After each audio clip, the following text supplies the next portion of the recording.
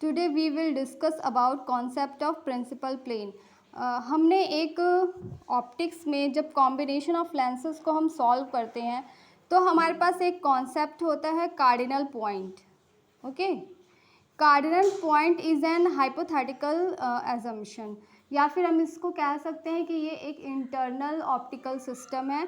ये कुछ ऐसे पॉइंट्स है, हाइपोथेटिकल पॉइंट्स, जिनको कि हम लेंस के इक्वेशंस को, जो उनकी कॉम्प्लेक्सिटी होती है, जैसे एक से अधिक लेंस को जब हम यूज़ करते हैं तो उस कॉम्बिनेशन को सॉल्व करने के लिए इजीली हमने इन पॉइंट्स को कंसीडर किया होता है, that is cardinal points. Okay, तो अब इन कार्डिनल पॉइंट्स को पॉइंट्स में कौन कौन से पॉइंट्स आते हैं, जैसे कि हमारा एक हो जाता है नोडल पॉइंट, ठीक है, नोडल पॉइंट।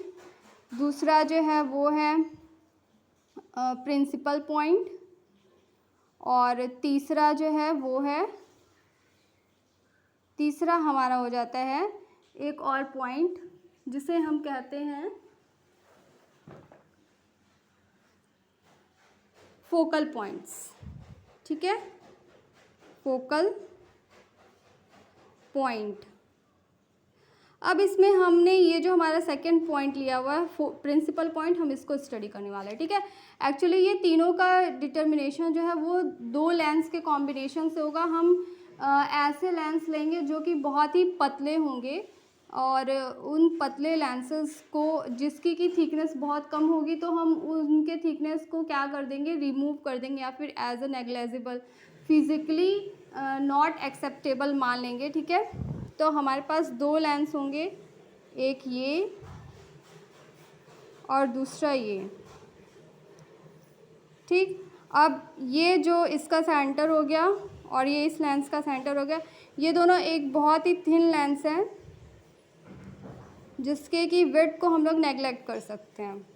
अब इसमें क्या होगा, एक रे ट्रैवल करेगी, ठीक है, जो कि पैरेलली एंटर करेगी, और ये क्या करेगी, ये रिफ्रैक्ट कर जाएगी। Let's see if there is no lens L2, मान लेते हैं ये L1 है और ये है L2। अगर ये L2 नहीं होता तो ये डायरेक्ट अपने मार्ग में डेविएट नहीं करेगी और ये सीधे ऐसे ही आगे बढ़ जाएगी, और ये इस एक्सेस को इस पॉइंट पे कट करेगी, ठीक है।